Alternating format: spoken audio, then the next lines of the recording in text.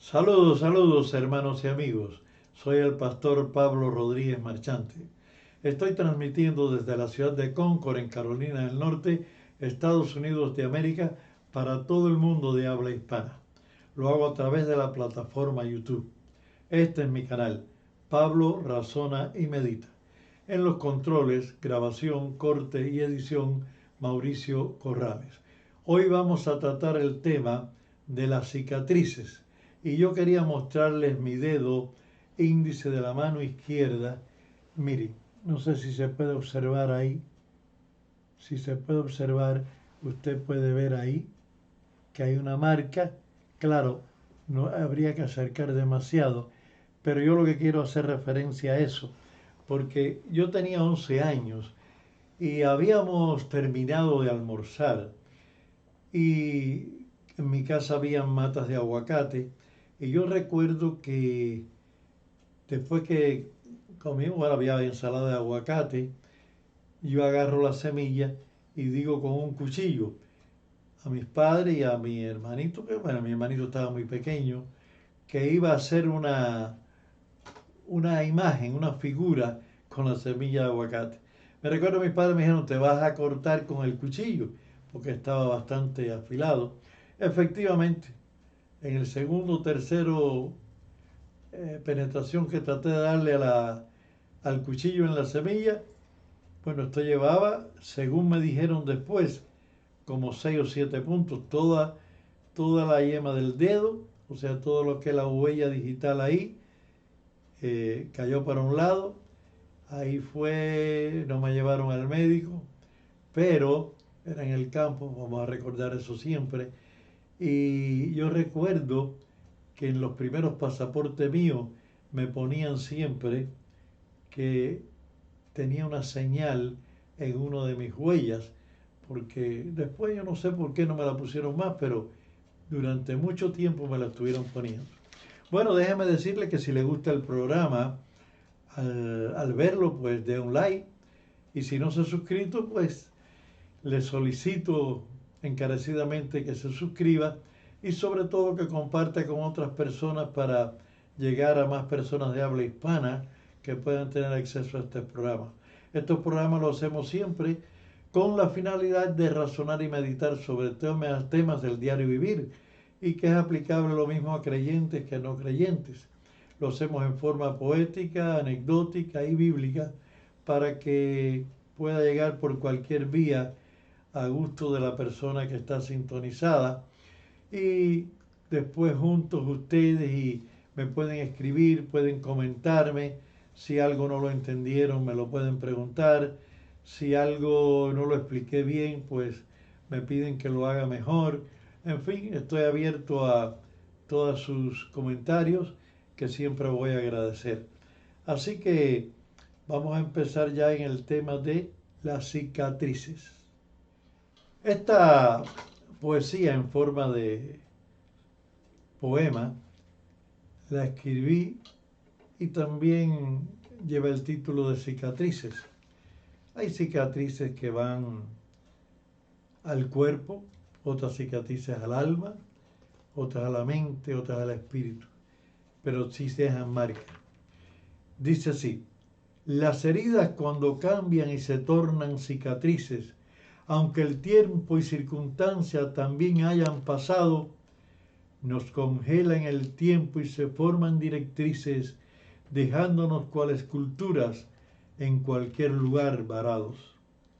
Las marcas esas que imborrables son, de vez en cuando se abren y sangrando, llegan a la mente y van directa al corazón, nos dejan sin futuro, siempre sorprendiendo. Cicatrices del cuerpo, del espíritu, del alma, que para llegar a las tuétanos quiebran los huesos, nos quitan la alegría, el gozo y la calma, dejándonos las huellas en desdichado embeleso. A mediaciones de la década del 50, pues no puedo precisar exactamente el año, había en las cercanías de un pueblo en Cuba llamado Cabañas. En aquella época pertenecía a la provincia más occidental, Pinar del Río. El que es cubano o haya visitado Cuba sabe el lugar que estoy refiriéndome. Después, por la nueva transformación, división sociopolítica del país, esto pasó a ser parte de la provincia de Artemisa, pero bueno, en la época esta pertenecía a Pinar del Río. Y había un pequeño poblado cerca de Cabañas, que fue el lugar, era como una sitiería, no era ni siquiera un barrio, era una sitiería quizás con 20 o 30 casas.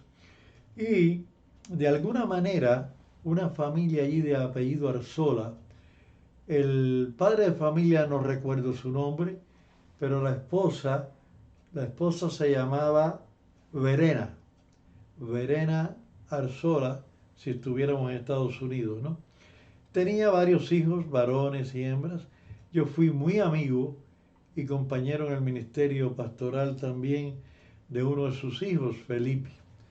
Y esta historia, aunque yo la escuché muchas veces en aquella época siendo adolescente, pero una vez conversando con Felipe, el hijo de este matrimonio y amigo personal mío, yo le expliqué que me contara en detalle él, que había vivido cómo era la historia. Y esta fue la historia que me contó. Su mamá con los niños había visitado un lugar cercano donde se predicaba el Evangelio y habían aceptado la fe cristiana.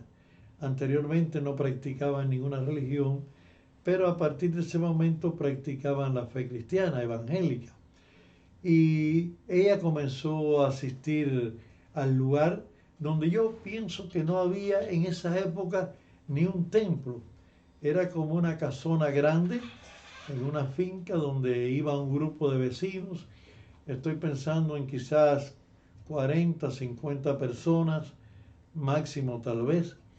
Y allí iban, pero el esposo era un alcohólico empedernido. Y además de alcohólico empedernido, era mala persona y de malos instintos. Y estoy transmitiendo lo que su propio hijo me contó. Él maltrataba a su esposa y a sus hijos de manera cruel.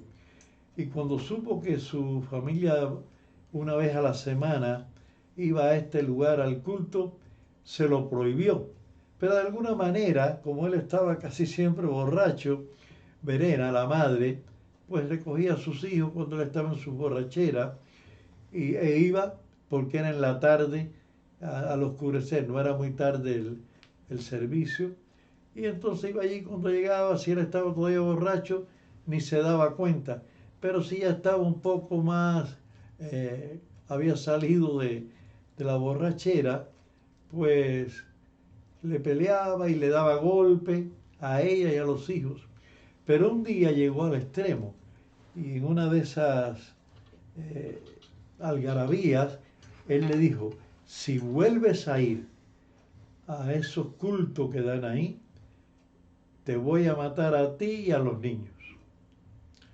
Y ella, como lo conocía, se lo creyó. Y me contaba Felipe de que muchos vecinos no lo creyeron.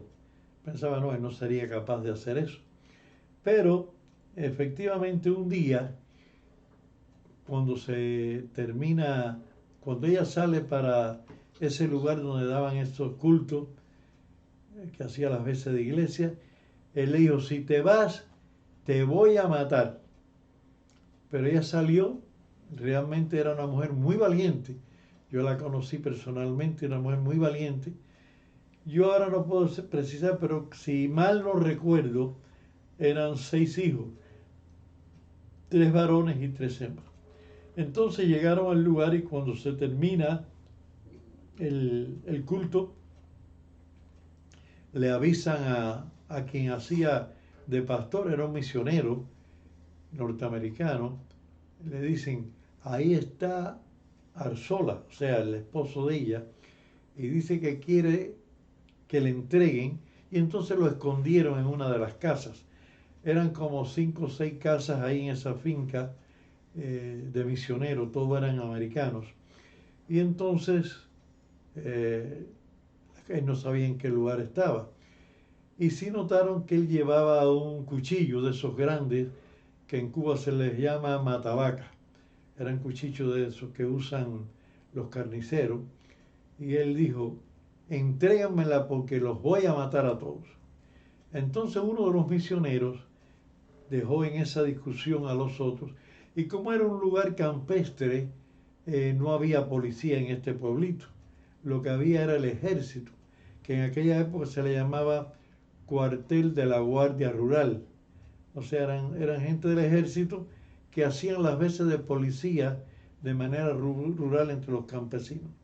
Y llega y le explica rápidamente lo que estaba sucediendo, y para allá fue un oficial, un teniente, con un soldado en un jeep, y efectivamente estaba el hombre ahí enfurecido, y cuando él vio que estaba acorralado porque había llegado el ejército y le estaba diciendo que lo iban a esposar para llevarlo detenido, él sacó el cuchillo y viendo que no podía matar a nadie, él mismo se pasó el cuchillo por su cuello y se lo introducía y se mató delante de los misioneros y delante de los soldados.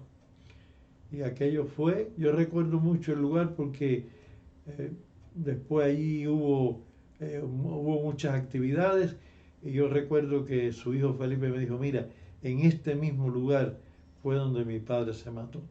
Y realmente eso hizo que esta familia, esa marca, esa cicatriz, se le quedara de por vida.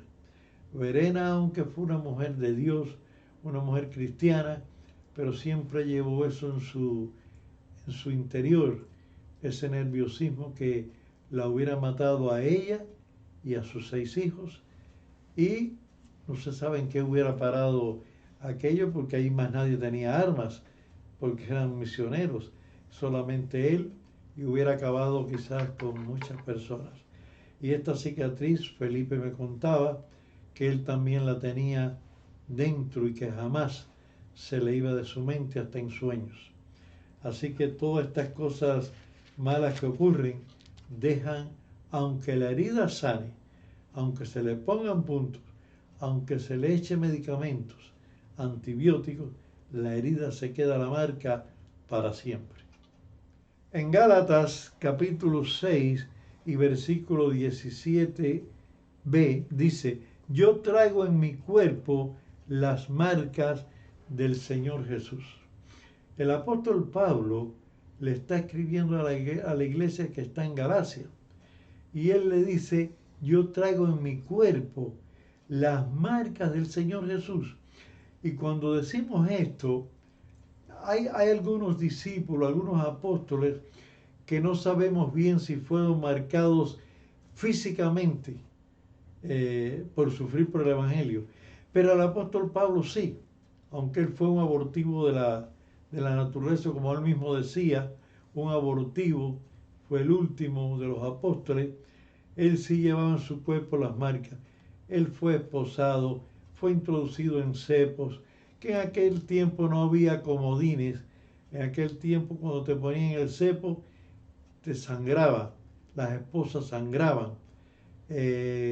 Los latigazos que daban, según cuentan los historiadores, tenían en la punta algo de metal que no solamente daba un golpe, sino que al mismo tiempo hería y chorreaba sangre y podía ser una abertura de una herida. Y él tenía esas marcas, tenía la marca de cuando padeció de la vista, que cayeron como escamas de sus ojos, que eso lo dejó marcado para toda la vida, cuando iba por el camino de Damasco y la luz se le apareció. Para los conocedores de la Biblia, saben esta historia, él era perseguidor del Evangelio, pero en esta ocasión era predicador del Evangelio, y ahí fue marcado física y espiritualmente y psíquicamente también por el Evangelio. En Lucas 24:39, yendo hacia atrás, Cristo le dice a los discípulos que estaban turbados, mirad mis manos y mis pies, que yo mismo soy. palpad y ved, porque un espíritu no tiene ni carne ni huesos, como veis que yo tengo. Esto fue porque cuando Cristo fue crucificado, para los que estaban incrédulos, y Él se le aparece a los discípulos, Él le dice, si ustedes no creen que soy yo, porque lo vieron morir, lo vieron sufrir latigazos, lo vieron ser traspasado con lanzas, y ahora se le presenta a Cristo y dice, bueno, pues para que no duden, toquen, palpen y vean que yo mismo soy. Miren las heridas. Y por supuesto hacían 3 días nada más. O sea que estaban las heridas verdes todavía. Era fácil darse cuenta que la cicatriz estaba comenzando a funcionar, pero que estaba marcado para siempre. Y en Juan 20:27, al más incrédulo de los discípulos, a Tomás, él le dijo cuando se le apareció, luego dijo Tomás, pon tu dedo aquí y mira mis manos, y acerca tu mano y métela en mi costado, y no seas incrédulo, sino creyente. Tomás, aunque los demás se lo contaron porque él no estaba presente en ese momento que le apareció, dijo, solamente si lo veo creo. Por eso dice, Cristo le dice, bienaventurado el que no vio y creyó. Y ahí se demuestra que por fe es que creemos nosotros los cristianos todos. Y le dice más que a los otros discípulos. No solamente dice que palpen y vean, hasta le dice, mete tus manos, acerca tu mano, mete tu dedo, porque una herida de 3 días todavía puede sangrar, todavía está abierta. Y esa fue la prueba que Cristo le dijo a Tomás. Cristo llevó por nuestra culpa las marcas de nuestros pecados sobre su cuerpo, para siempre jamás. Dios eterno, gracias te damos en estos instantes, porque las cicatrices que este mundo nos da, que nos hiere, que nos agobian, quedan como testimonio de nuestro sufrimiento, de nuestras vicisitudes que pasamos al andar a nuestro peregrinar por este mundo, a veces por cosas intrascendentes, pero otras como esta por seguir el Evangelio, por predicar el Evangelio. Y gracias por esas heridas, por esas cicatrices que quedan en nuestras vidas, para demostrarnos a nosotros mismos lo que hemos sido capaces de hacer para servirte, para aceptarte y para continuar contigo. En el nombre de Jesús te damos gracias, Padre. Amén. Bueno, muchas gracias, sintonizados, amigos y hermanos, desde Concord, en Carolina del Norte, Estados Unidos de América, y para todo el mundo de habla hispana, les habló el pastor Pablo Rodríguez Marchante. Dios le bendiga.